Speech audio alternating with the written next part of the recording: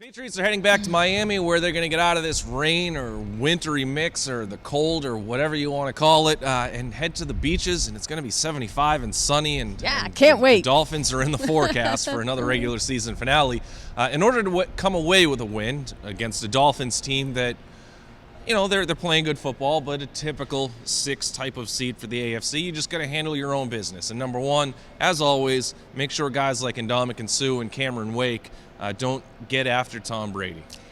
Yes. Cameron Wake, I think, has 11 and a half sacks. Suh has 5, but, you know, they pressure the quarterback. They make a quarterback's life miserable. They've made Brady's life miserable in the past, last year including.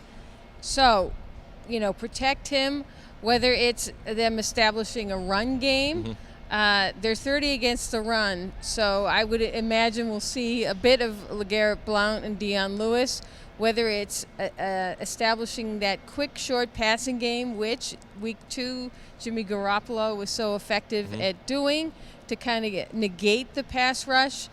Whatever they have to do to protect Tom Brady, I'm sure we'll see them do it. Number 2, don't let Jay Ajayi kind of go off on you. Ajayi has had 60% of his rushing production this season in just 4 games. So he's a guy who gets it in chunks. And if you can kind of shut him down, you can see what type of a game or a day he might have. Now, I say that, but he's also averaged more yards per carry in the fourth quarter than any back in the NFL. But again, Jay Ajayi is, you look at the numbers and they're great. And it kind of took him a while to get going because he had to peel himself out of the bottom of the depth chart down there in Miami. But again, just don't let him look like Adrian Peterson. Make him look like some of the other less noticeable backs in Miami. The one thing Bill Belichick defenses are typically very good at is not letting the one guy who's noted on another team's offense beat them.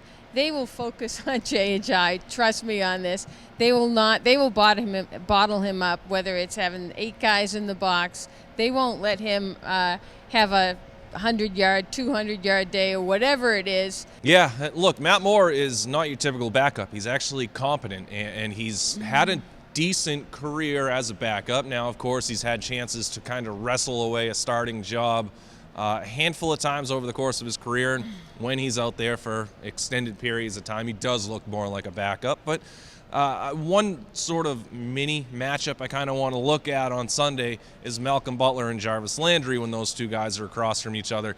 Landry became the first, or is the only player since that 2015 opener when Antonio Brown went off against Butler, the only other player who has beaten Butler for more than 100 yards in a game.